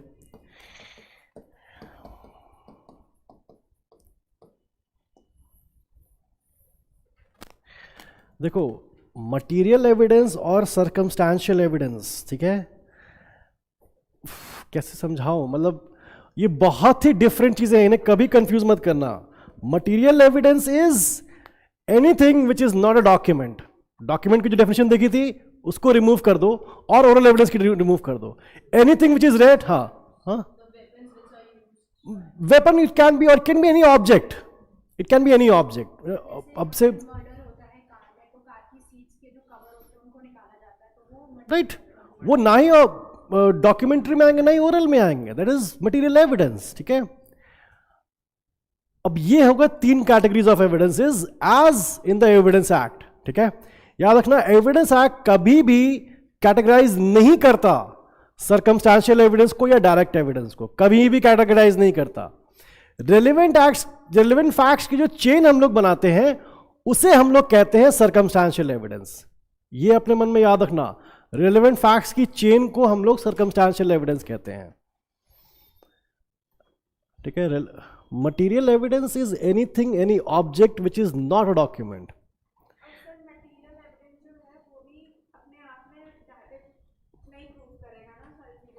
वही तो, उसे भी कोलैबोरेशन की जरूरत पड़ेगी। अरे अच्छा ठीक है, चलो देखो मान लेते हैं कि यहां पर मैं गिरा पड़ा हूं और ब्लड यहां पर फैला हुआ है, तुम आती हो, पहली चीज मन में तुम्हारे क्या आएगी, ये क्या है, सॉस है। अच्छा ठीक है, ओके, नॉर्मल लोगों को लगेगा कि किसी की डेथ हो गई है, यहाँ डेड बॉडी पड़ी है और ये ब्लड है, सॉस है। कहीं ऐसा देख करके ना टेस्ट मत कर लेना, पता चला कि ब्लड है बाद में। राइट राइट, ऐसा पता चलता है। अब तुम ऑब्वियसली डेड बॉडी देखोगे, ब्लड देखोगे तो पीपल पैनिक।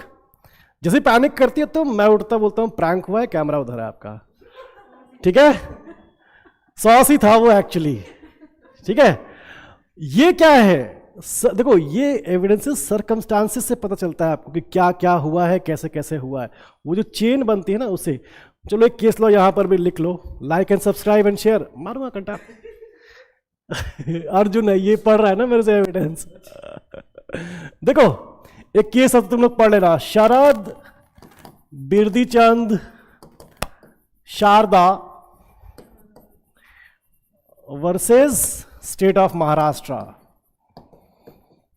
भूमिका ये 88 का केस है ना, as far as I can tell, I am not sure about this one, just बता सकते हो। 84, okay, thank you. This case is also famous for Panchsheel और 5 गोल्डन रूल्स फॉर, अरे फॉर कौन सा, circumstantial evidence. The chain of circumstantial evidence must be so complete so as to point towards the guilt of the accused. अगर उसी में कोई भी link broken होती है तो हम लोग बोलते हैं the chain has not been established beyond reasonable doubt. ठीक है। देखो बेटा मैं पूरा एविडेंस एक्ट पढ़ा सकता हूँ, लेकिन अगर तुम लोग ऐसे करोगे ना तो तुम लोग का ये डीजेस क्रैश कंप्लीट नहीं हो पाएगा। पंचशील 5 रूल समझा दो, हाँ 5 है इसमें, समझाता हूँ अभी तुम्हें जल्दी से। बेसिक क्वेश्चन ये था कि क्या ऐसा भी कुछ होगा, कोई एविडेंस से प्रूव करने की जरूरत नहीं होगी, तो वो हाँ ये रहा, ये लो नहीं प्रूव करने की जरूरत है। सेक्शन 57 निकालो, कुछ भी प्रूव करने की जरूरत नहीं उसमें। देखो गो टू सेक्शन 57, बड़ी लंबी सी लिस्ट होगी वहां पर। हाँ, फिर of all laws in territory of India, पहला वाला वही है। इनफैक्ट नीचे आओगे तो कोई भी बुक से लेकर के, मटेरियल से लेकर के कुछ नहीं प्रूव करना, सिर्फ बुक लगा के दे देनी है। तो सर उन्हें कंक्लूसिव प्रूफ मान लिया जाएगा ना? नहीं, फिर भी कंक्लूसिव प्रूफ नहीं होगा। कंक्लूसिव प्रूफ बस 3 जगह होगा, 41, 112, 113। देखो एक बुक जो होती है वो भी बेसिकली एक ऑथर का ओपिनियन ही होती है, और एक ऑथर का ओपिनियन जो है अगर एक का रेलेवेंट है उसके काउंटर में दूसरे का भी रेलेवेंट है। कंक्लूसिव प्रूफ नहीं कह सकते। सेक्शन 50 पढ़ लो, सेक्शन 50 पढ़ो।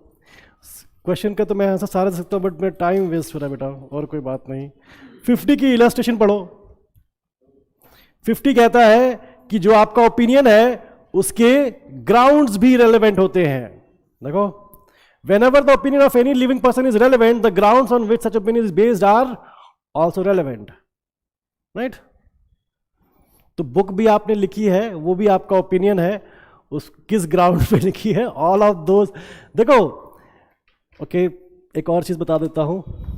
ओके अर्जुन, अलग से मिलना। देखो जब भी हम लोग एविडेंस एक्ट पढ़ते हैं ना, एविडेंस एक्ट में 2 तरह की रेलेवेंसी होती है। वैसे तो ये रेगुलर क्लास में मैं बताता हूं, बट ठीक है, 2 तरह की रेलेवेंसी होती है, legal relevancy and logical relevancy. ठीक है, evidence act recognises only legal relevancy, not the logical relevancy. ठीक है, भूमिका डू यू रिमेंबर, तुमने तो पूरा पढ़ा है। लॉजिकल रेलेवेंसी एक बड़ा सर्कल है और लीगल रेलेवेंसी इसके अंदर एक छोटा सर्कल है। ठीक है, तो ऐसा तुम्हें लग रहा होगा कि कई जगह लॉजिकली कोई चीज रेलेवेंट हो सकती है, बट उसका लॉजिकली रेलेवेंट होना सफिशिएंट नहीं है, it must be legally relevant. और लीगल रेलेवेंसी कहां से आती है? सेक्शन 6 to 55 में फॉल कर गया, it's a relevant fact. If it's not legally relevant. ठीक है बेटा, सौम्या? हाँ। नहीं, तोप नहीं समझना है, तोप सिर्फ जज होता है। ठीक है, और जज की तोप अगर देखनी है 165 पढ़ो। तोप सिर्फ जज होता है। ठीक है, एकदम बोफोर्स तोप होता है। ठीक है, चलो देखो 165 का फर्स्ट पैरा पढ़ना, पता चलेगा कि एक्सपर्ट ओपिनियन वगैरह सब कुछ बेकार हो जाती है, क्योंकि क्या लिखा है 165 में, द जज में in order to discover or to obtain proper proof of relevant facts ask any question he pleases in any form at any time of any witness or of the parties or about any fact relevant or irrelevant. कुछ नहीं matter करता कि fact relevant है irrelevant है, वो कभी भी कोई भी किसी से भी क्वेश्चन पूछ सकता है. इतना ही नहीं, आगे देखो क्या लिखा है, and may order the production of any document और थिंग. पार्टी को मतलब ना हो लेकिन जज कर देगा. तो तोप कौन है सौम्या? जज है. ठीक है. Okay, so basically there are 3 parts to the evidence act. क्या प्रूफ करना है, कैसे प्रूफ करना है और कौन प्रूफ करेगा. किंग ऑफ कोर्ट,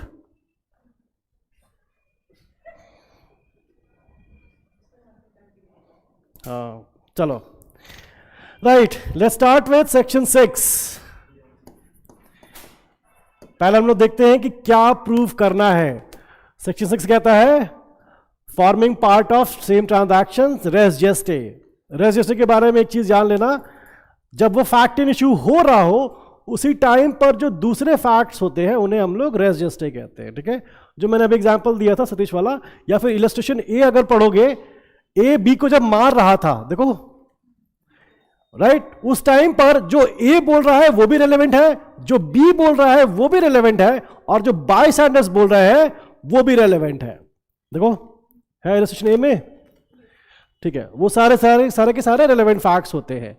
अब रेस जेस्टे इज, उसमें हम लोगों को याद रखना है एक टर्म कॉन्टेम्पोरेनियस. इसका मतलब क्या होता है? कॉन्टेम्पररी का मतलब क्या होता है? समकालीन. जब वो हो रहा हो फैक्ट इन इशू, उसी टाइम पर जो भी चीजें होती हैं they are deemed as facts, sorry acts part of same transaction.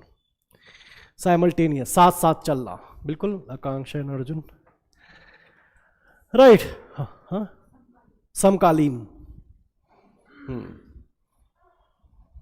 जैसे मैं यहां पढ़ा रहा हूं, मे बी कहीं और कोई और एविडेंस पढ़ा रहा हो, तो हम दोनों कॉन्टेम्पररी एविडेंस पढ़ा रहे हैं, समकालीन, साथ साथ.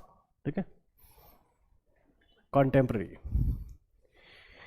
ठीक है, अब this is only one part of res gestae, contemporaneous, साथ साथ हो. जरूरी नहीं है कि साथ साथ हो सकता हो अलग हो रहा हो दूसरे शहर में. जैसे मैं यहां पर बोलूं जिन पे कि मान लो कि लेट से भूमिका इज इन, लेट से लखनऊ, मैं बोलता हूँ भूमिका वहां पर एकदम दंगा मचा दो बिल्कुल. अब मैंने बोला तो दिल्ली में है, लेकिन कहाँ हो रहा है दंगा? वहां हो रहा है. जब भी राइट्स की बात हो या फिर waging war against the government of India, illustration B पढ़ो. इलस्ट्रेशन बी है वेजिंग वॉर. दिल्ली में स्पीच दी, लेकिन हंगामा जो हो रहा है वो तमिलनाडु से लेकर नागालैंड हर जगह हो रहा है. ठीक है, स्टिल रेस जेस्टे, साथ साथ नहीं हो, अलग दूर भी हो, टाइम गैप भी अगर हो जाए. जैसे इलस्ट्रेशन डी पढ़ोगे, सॉरी इलस्ट्रेशन सी, हाँ लेटर्स. देखो वहां पर कई सारे कॉरेस्पॉन्डेंस होते हैं लेटर्स में, जिससे कि एक लाइबल होता है. देखो इलस्ट्रेशन सी है, लेटर्स है, कई सारे कॉरेस्पॉन्डेंस की वजह से एक लाइबल हो रहा है. Not a single letter can not form the libel, but they will be deemed as forming part of the same transaction.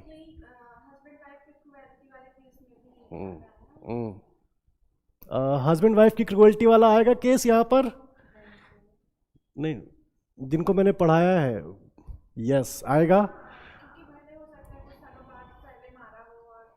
बिल्कुल आएगा. टाइम गैप भी हो जाए तो जो जनरल रूल है कि कॉन्टेम्परेनियस और स्पॉन्टेनिटी होना चाहिए, लेकिन उसमें ये एक्चुअली एक केस लॉ बेस्ड है, आर वर्सेस अहलुवालिया का है. ठीक है, एंड इसको हम लोग कहते हैं slow action provocation. R versus Ahluwalia, इस पे एक्चुअली एक मूवी भी बन चुकी है, ऐश्वर्या राय थी उसमें, उस मूवी का नाम था प्रोवोक्ड. वो आर वर्सेस अहलुवालिया के केस पर ही बनी थी. समय बड़ी एक्साइटेड हो जाती है, sir provoked, sir provoked. R versus Ahluwalia, it's a very good one. Case law, not the movie. Case law, slow action provocation. देखो, a wife whose husband is abusive may be कि वो बहुत दिन से सह रही हो and finally at one point कि उसका ब्रेकिंग पॉइंट पहुंच जाता है। इसमें एक्चुअली होता है कि उसके बच्चों को भी अब्यूज करना स्टार्ट करता है। जब तक अपने पे था शी वाज टॉलरेटिंग, बट जब बच्चों पे आता है शी सेड कि I am not going to tolerate and she kills the husband. तो वहां पर जो ये अब्यूजिव था, husband was not abusive all the time, मतलब वो ठीक रहता था बट बीच में आई डोंट नो मतलब कुछ होता था, उसे क्लिक कर जाता होगा, उसके अंदर माता आ जाती होगी खुश। डाउट नहीं, क्या सस्पिशन, राइट। सो हाँ, नहीं वो बहुत ही कहते हैं ना शक्की था, वही था। तो she finally lost her patience, but क्योंकि वो बच्चों पे डाउट करना स्टार्ट करता है कि ये मेरे नहीं है। वो वाइफ पे तो करता है कि she is characterless, and then वो बच्चों को बोलता है कि ये मेरे नहीं है, मेरे नहीं है, मेरे नहीं है, और बच्चों को भी इसीलिए इल ट्रीट करना स्टार्ट करता है। देन शी फाइनली गेट्स कि ओके ठीक है, आप बताती हूँ। और एक्चुअली उसे पनिशमेंट हो तो जाती है, लेकिन बहुत कम पनिशमेंट देते हैं। 8,000 का केस है, it's for slow action provocation. So ये भी रेस जेस्टे होता है, शक का कोई इलाज नहीं है।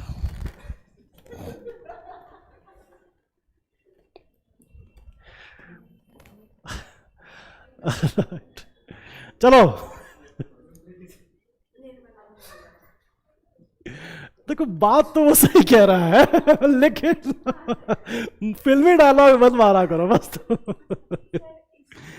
एक बार किसी के मन में सस्पिशन आ गया ना तो बहुत मुश्किल हो जाएगा, और जो बाय हैबिचुअल नेचर हो बहुत मुश्किल। निर्मला में हाँ बहुत होता है। बस कैसे बर्बाद हुआ था सौम्या? ठीक है, पढ़िए मैंने निर्मला भी। सेक्शन 7 ठीक है, सेक्शन 7 में क्या क्या होता है?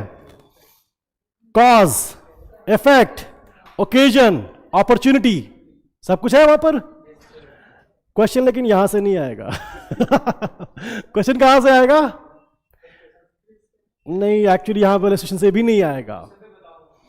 Last scene together theory section 7 में है, लास्ट सीन टुगेदर थ्योरी वहां पर लिखा नहीं है, लेकिन याद रखना लास्ट सीन टुगेदर थ्योरी। हाँ वो इलस्ट्रेशन डी है, अगर आपको पढ़ना है सेक्शन 6 का इलस्ट्रेशन डी। जिन लोगों ने सीपीसी पढ़ा हो, सेक्शन 6 का इलस्ट्रेशन डी एक बार देख लेना। वो एग्जाम्पल मैं कई बार यूज कर चुका हूं तुम लोगों के सामने, सेक्शन 20 में स्पेशली ऑफ सीपीसी की बात कर रहा हूं, कानपुर, प्रयागराज, वाराणसी। ठीक है, last scene together theory is an aspect of section 7। ठीक है, क्या होता है लास्ट सीन टुगेदर थ्योरी? अगर मान लो कि मैं और विपुल शाम को साथ में दिखते हैं, और उसके बाद अगले दिन विपुल तो दिखता है लेकिन मेरी डेड बॉडी मिलती है, किसने किया होगा? लास्ट सीन टुगेदर, साथ में लास्ट टाइम तुम्हारे साथ ही दिखा था, तो एक्सप्लेन करो कि वो कैसे मरा। Right, that is last scene together theory. अगर मान लो कि लेट्स से कि मैंने विपुल को अपने यहां इनवाइट किया था, ठीक है, वो जब मैं अपने घर में अकेला रहता हूं, विपुल को इनवाइट किया मैंने कि चलो आज मैच देखते हैं, कुछ भी हो, वहां पर घर में मुझे अकेला देख करके विपुल सेड कि this is a very wonderful opportunity. Section 7 में लिखा है अपॉर्चुनिटी, ओकेजन मिला and he carved out the opportunity. तो सेक्शन 7 में लास्ट इन टुगेदर थ्योरी जो है डायरेक्ट रेफरेंस नहीं है, वो it is an aspect of occasion and opportunity, ये याद रखना। ठीक है, पक्का? Opportunity to learn CrPC, no comments. चलिए सेक्शन 7 में देखो, कोई इलस्ट्रेशन मार्क करवानी है उसमें? वेल ए मार्क कर लो, not very important, but A mark कर लो, illustration A. Then motive, preparation, previous और subsequent conduct.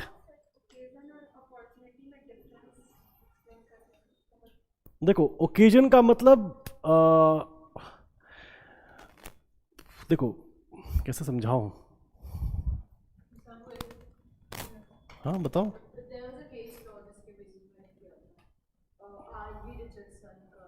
Are versus Richardson का, वेल वो नहीं, अरे वो प्रेग्नेंट होती है लड़की, उसको मर्डर कर देता है वो, हाँ वो भागता है, वो लेक के बगल से भागता है वो उधर, केसला तो मुझे याद है बट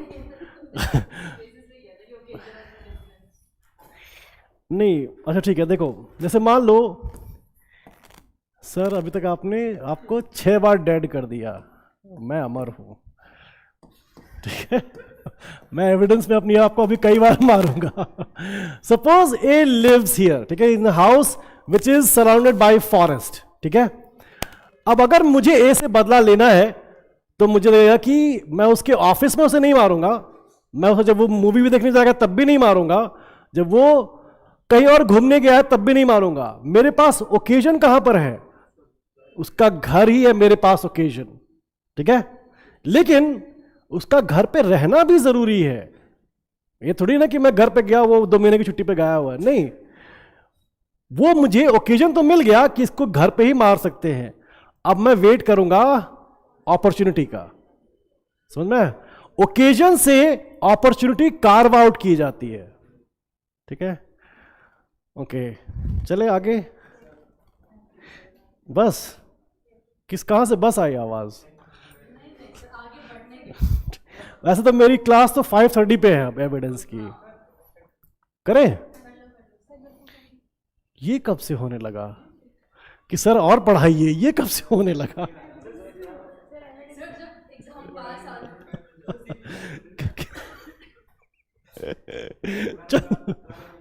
हाँ, वो भरत था उस दिन, भरत यहाँ बैठा हुआ था, 12:15 का अलार्म लगा रखा था उसने कि सर क्लास ओवर, मेरे कल डला।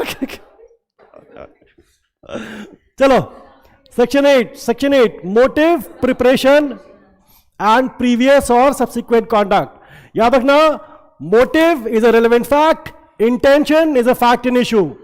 एकदम मन में अपने से बिठा लो, motive is a relevant fact, intention is a fact in issue, right.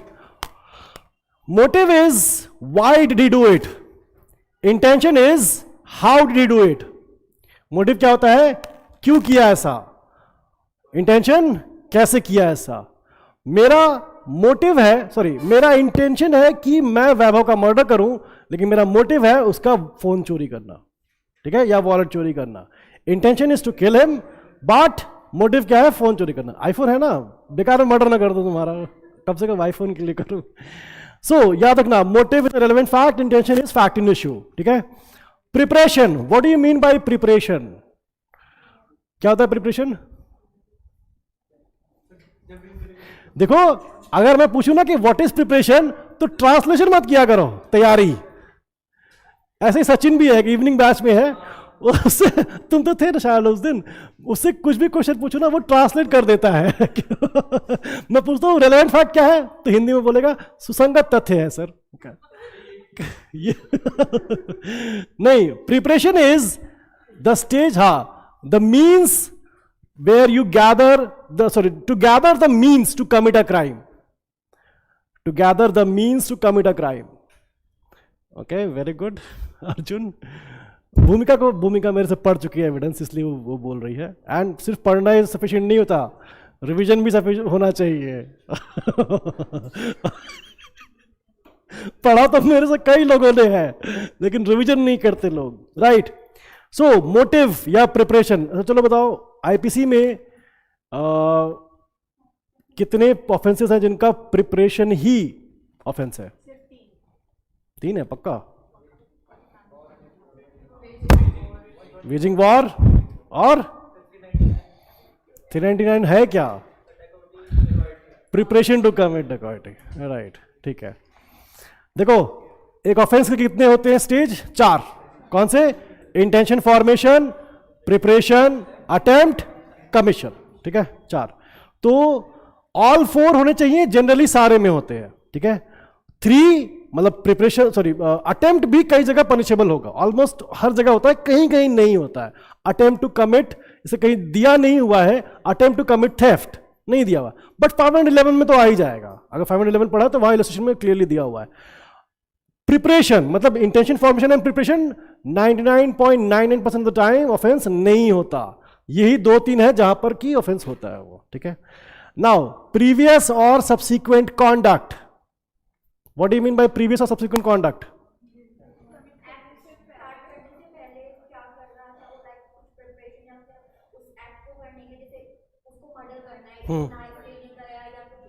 वो तो प्रिपरेशन में आएगा ना। गिल्टी माइंड, नहीं, प्रीवियस और सब्सिक्वेंट कॉन्डक्ट।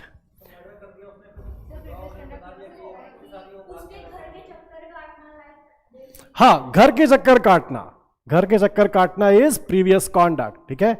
अगर मुझे कोई ऑफेंस करना है, अगर किसी की बाइक चोरी करनी है, ठीक है, तो मैं ऐसे नहीं जाऊंगा बैठूंगा स्टार्ट कर दूंगा चल दूंगा, मैं पहले देखूंगा। रेकी कहते हैं जिसे इंग्लिश में एक वर्ड होता है रेकी, ठीक है, RECCE, ठीक है, recce.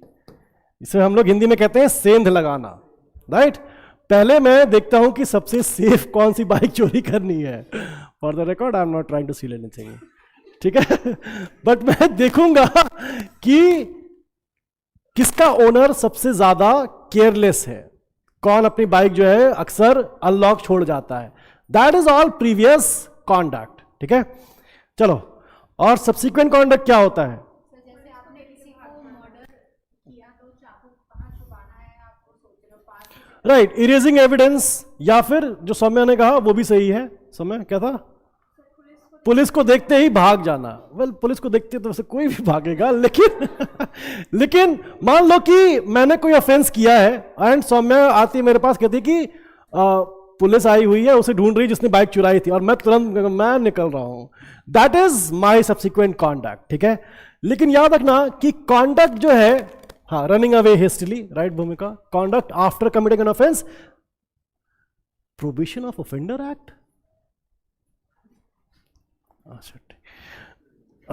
Not getting into that. चलो, कॉन्डक्ट, राइट। इंटेंशन को आप डायरेक्टली प्रूव नहीं कर सकते। अगर मेरे मन में है कि मैं किसी का मर्डर करने वाला हूं, सो आप कैसे प्रूव करोगे? क्या तुम लोग अभी बता सकते हो कि मैं किसका मर्डर करना चाह रहा हूं? वैभव का न, प्रोहिबिशन ऑफ ऑफेंडर्स एक्ट उसका मर्डर करना चाह रहा हूं। हाँ, ये तो सही है। नहीं, याद रखना, what ever is in my mind will be manifest in my actions. जो भी, अगर मुझे लेट से वैभव का मर्डर करना ही है, मैं यहां खड़े खड़े बस इंटेंशन लेके बैठा रहूं, वैभव का मर्डर नहीं होगा, कुछ तो करना पड़ेगा मुझे, ठीक है। या फिर मान लो कि ये गिलास उठाकर मारता हूं, कुछ तो मैं करूंगा, बट मेरा एक्शन होगा कुछ। What ever is in my mind will be reflected in my conduct, और इसीलिए प्रीवियस या सब्सिक्वेंट कॉन्डक्ट रेलेवेंट होता है आपका हमेशा, ठीक है। सो कॉन्डक्ट में स्टेटमेंट आएगी या नहीं आएगी? कॉन्डक्ट का मतलब मेरा कुछ करना होता है। Making a statement, will that fall under conduct? आएगा? नहीं आएगा? तुम दोनों लड़ो जरा, देखो कौन जीतता है। देखो, जनरल रूल है कि स्टेटमेंट्स आर नॉट कॉन्डक्ट, ठीक है, बट कैन बी। ये मत बोलना कि आएगा, बोलना आ सकता है, ठीक है। हाँ हाँ, डिपेंड्स।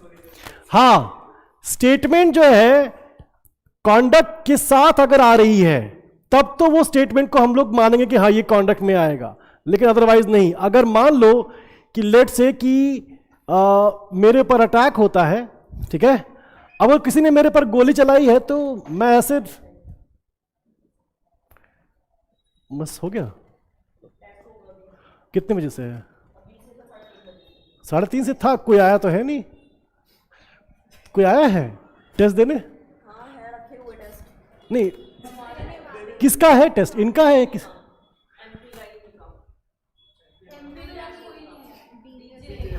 डीजेस का है। कौन सी का है ना?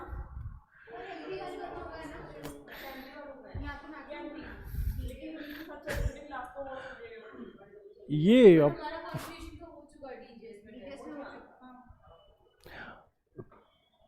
तो मतलब मैं कंटिन्यू करूं या नहीं? Right, statement itself not conduct unless वो कॉन्डक्ट के साथ हो, उसको एक्सप्लेन कर रही हो, ठीक है। अगर मेरे पर अटैक हुआ है, किसी ने गोली चलाई है या फिर गंडासा लेके दौड़ा लिया, मैं नॉर्मली नहीं बिहेव करूंगा, मैं पसीना मुझे आता रहेगा, मैं घबरा करके बोलता रहूंगा, मैं बहुत ज्यादा डरा हूं। वो डरते डरते अगर मैं कोई स्टेटमेंट बोल रहा हूं, that is conduct with A statement. वो स्टेटमेंट कॉन्डक्ट मानी जा सकती है, वरना नहीं मानी जाएगी, ठीक है। एक्सप्लेनेशन 1 एक्चुअली यही बात करता है। देखो, explanation 1, the word conduct in this section does not include statements unless those statements accompany and explain acts other than statements. ठीक है, कॉन्डक्ट के साथ एक्सप्लेनेशन वो आना चाहिए. ठीक है, राइट. और एक्सप्लेनेशन 2, देखो एक्सप्लेनेशन 1 एंड 2 में डिफरेंस क्या है. एक्सप्लेनेशन 1 में कॉन्डक्ट भी उसी पर्सन का है और स्टेटमेंट भी उसी पर्सन की है, लेकिन एक्सप्लेनेशन 2 में स्टेटमेंट किसी और की है और कॉन्डक्ट किसी और का है. ठीक है, जैसे अभी मैंने बोला था कि सौम्या ने बोला कि पुलिस आई हुई है, मर्डर को ढूंढ रही है.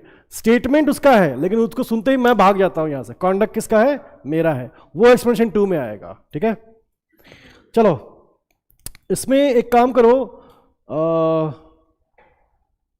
इलस्ट्रेशन F मार्क करो. इलस्ट्रेशन F, देखो जो मैंने अभी एग्जांपल दिया था वही है इलस्ट्रेशन F. पुलिस उसे ढूंढ रही जिसने एक रॉब किया था. यस, उतना भूमिका में जा नहीं सकता हूँ डिटेल में.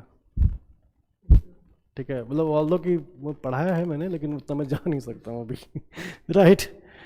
ठीक है, और अदरवाइज रेलेवेंट हो सकता है. Right, then we have, I am tired. ठीक है, अब आज यहीं तक रखते हैं. We will continue the next lecture.